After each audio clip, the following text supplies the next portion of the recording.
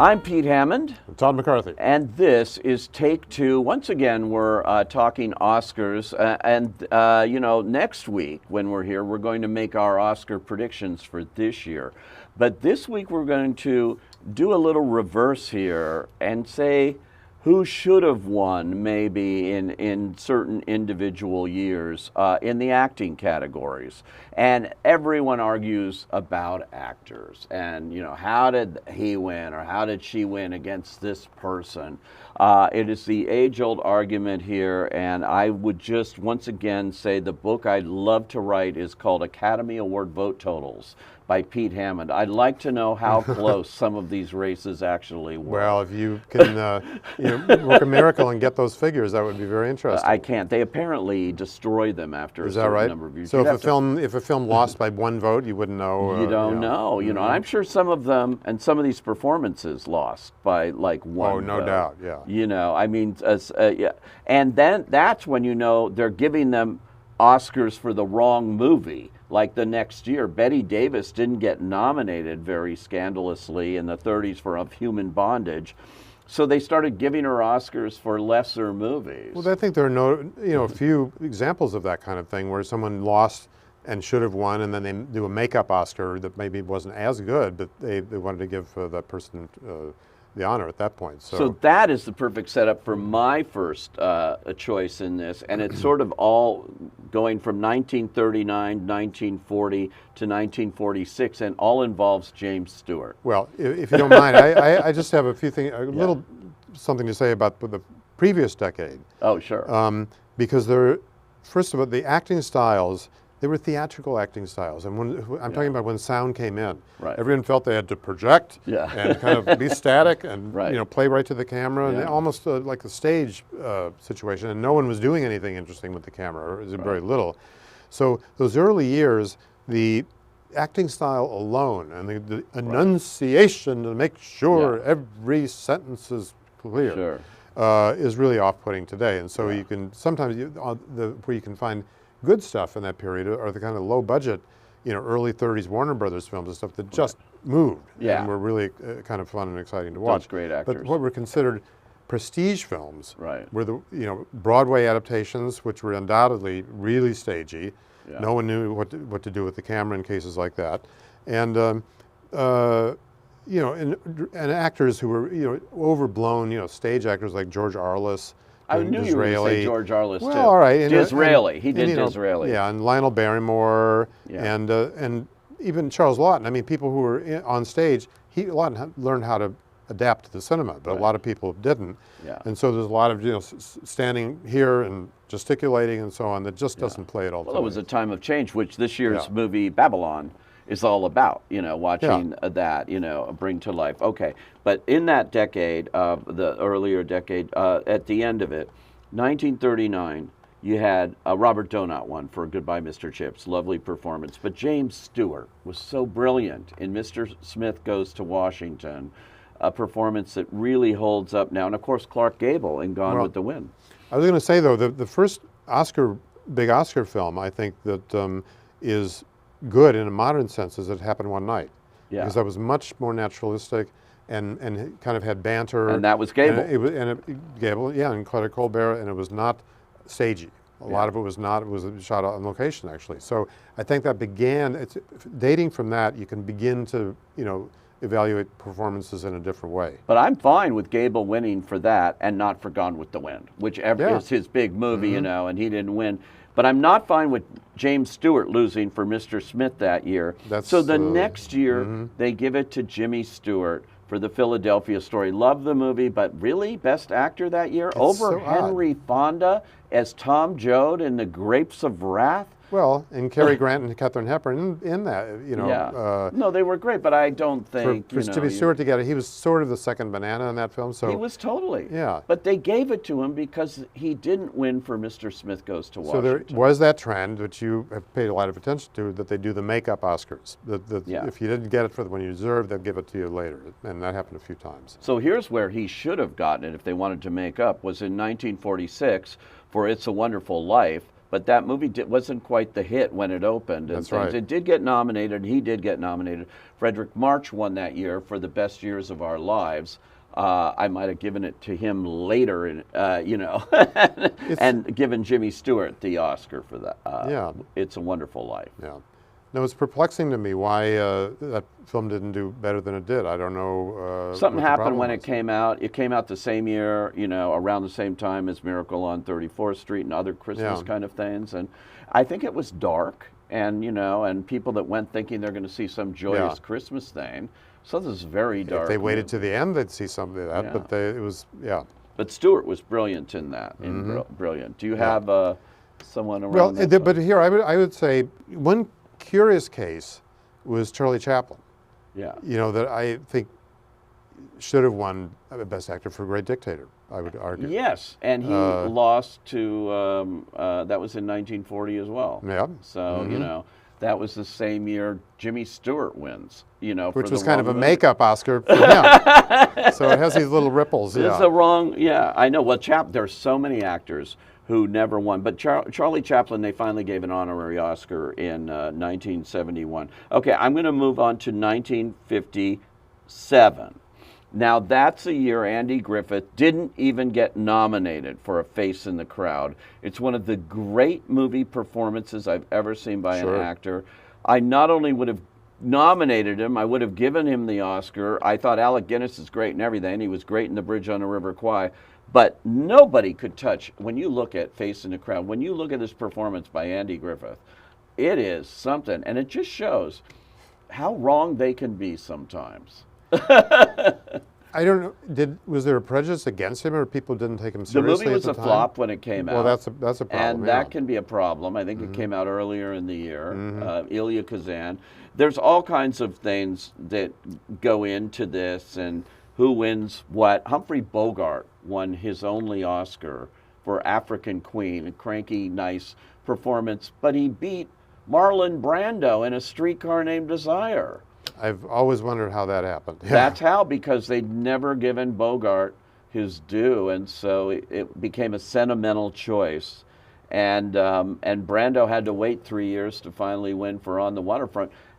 A Streetcar Named Desire, all of his co-stars won. Yeah. All three, and it should have been 4, really. But it's just sort of, them's the breaks, as I often say here with these. The other one I would say that around that time was Montgomery Clift in A Place in the Sun. Oh, he was great. It was fantastic. Same year. Yeah. 51. And, it's kind of when the method had finally arrived in a really positive way in Hollywood, and that it started catching on. And Montgomery Clift was really very much at the center I of would it. jump to, Paul Newman, I think, had to wait like 8 nominations before he finally won a competitive Oscar for The Color of Money. In fact, they gave up on him, and they gave an honorary Oscar. And the next year, he came back and played Eddie Filson 25 years later in Martin Scorsese's The Color of Money, and he finally won. Okay, let's go back to 1961. I'm still upset about this. I was upset then. I'm upset now. Maximilian Schell's fine. He's a courtroom. He gets big scenes in Judgment at Nuremberg. He wins the Oscar over Paul Newman in The Hustler. That should have been Newman's. How do you explain that win? I don't understand. It's just inconceivable. He wasn't particularly known. He wasn't a Hollywood insider. I don't really know how that happened. And and The Hustler was a nominee for Best Picture, just like Nuremberg was, so it was seen. But I don't understand that. I also don't understand, quite frankly, how George Chakiris beat Jackie Gleason, or George C. Scott, for that matter. Well, except you have to say West Side Story kind of swept. Yeah, it swept. But nonetheless, it's not an acting film the way some of the other ones are. You have Gleason was never better. And Gleason's a great dramatic actor, even though he was on television. I think that's why. He had a TV series and that sort of thing. But there are all kinds of examples of that, and all involving Paul Newman. Ben Kingsley. Well, but also James Dean. I mean, he didn't win when Ernest Borgnine won. Right. James Dean was dead at that point. He had 2 nominations. Yeah. They were both posthumous. And I don't know what the mindset is, but did they want to vote for someone like that? It happened with Heath Ledger years later, and that's right. Peter Finch. But You know, it didn't happen then. I was thinking of the year 1982. Ben Kingsley won for Gandhi, which swept here. I thought it was one of Paul Newman's finest performances in The Verdict. That was also before he finally won for Color of Money. I would have picked Newman there. I would have picked Dustin Hoffman for Tootsie that year. Over the year he won, when I would have given it to Peter Sellers for being there. He deserved an Oscar and he never got one. Well, I could say that is true in spades for Peter O'Toole.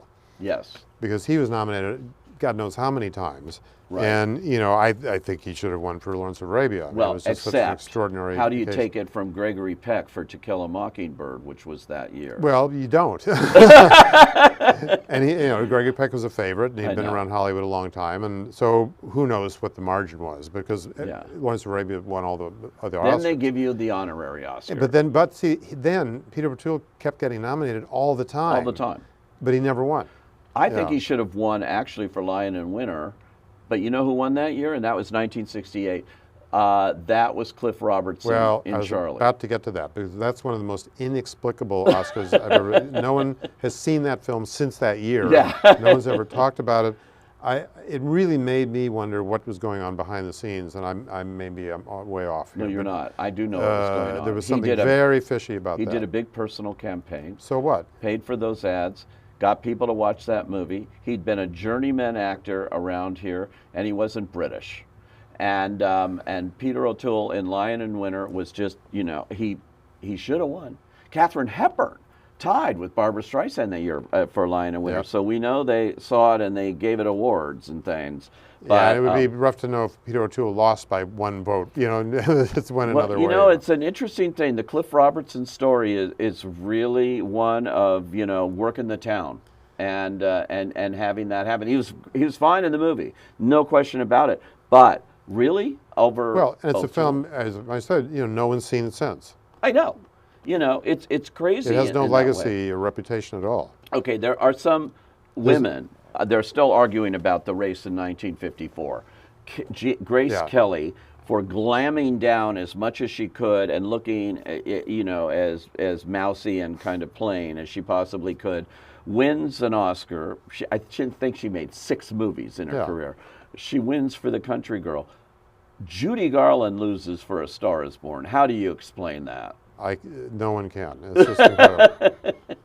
Really unimaginable. NBC was broadcasting the Oscars that year, and they had cameras ready in the hospital room where Judy was. I think she was about to give birth. I don't know what it was, but she was in the hospital, couldn't be at the Oscars. They were ready to bring the cameras in, and she loses for Star Is Born, which is astonishing. Yeah. To this day, it is astonishing to me. And you know, you had Yul Brynner. I mean, he's that role in The King and I. But he won the supporting actor for the Tony Awards when he did it on Broadway, and here he was in lead. That's very peculiar. Yeah, winning the Oscar in lead, which was interesting. Yeah, I have one that people have argued about forever. Elizabeth Taylor, even herself, said she won it because she had a tracheotomy for Butterfield 8 in 1960. Right. A glossy, high-gloss MGM. I saw it recently. Drama. I did too, not long ago. I'd never seen it, actually. It's okay. It was fine. But not an Oscar film. She beat Shirley MacLaine in The Apartment. That should have been Shirley MacLaine's. No doubt about that. She was actually set to accept for Shirley MacLaine. Should Shirley MacLaine win, she was going to go up and accept the award on her behalf. Shirley MacLaine didn't win, and she had to wait 23 years before she finally did win an Oscar. Yeah. And that's a shame, because that's one of her greatest performance, I think. There are others here too. Who else pops out at you? And another really, really strange one that won was Lee Marvin in Cat Ballou. Yeah. I mean, it was a goofball performance. It was almost a supporting performance. That too. You know, it wasn't really a lead. No, Jane Fonda was the lead. And he was drunk and he was falling off his horse and everything. And he was amusing, I guess. But, you know, it's not an Oscar-type film. He famously said in his speech, I got half of this belongs to a horse out in the valley. Well, he sure was right. How did that happen? I mean, you're an Oscar guy. How did that happen? You know, I think he'd been around for a long time. He did a movie Against Type. You know, and he was also in another Best Picture nominee that year. So they saw him playing a wildly dramatic role in Ship of Fools. Yeah, it just makes me wonder what goes on behind the scenes sometimes with, you know, favorite this, or you do me a favor, or, you know, people are popular personally at a certain time when they might win. I think he was just very visible that year, you know, and getting that comedy, drama, having all of that. Actually, speaking of Ship of Fools, he beat Oscar Werner, who was terrific in that movie and was nominated. That's absolutely right. And and he maybe should have won that. In more recent times, I can't believe that Frances McDormand beat Carey Mulligan in Promising Young Woman for Nomadland and wins her third Oscar. That just is inexcusable to me. I love Olivia Colman. I love her in so many things, but why did we not give it to Glenn Close in The Wife that year? Everyone expected her to win her 8th nomination, and it didn't happen. Yeah. You know, there's so many of these. Another one was Ellen Burstyn in Alice Doesn't Live Here Anymore in 1974.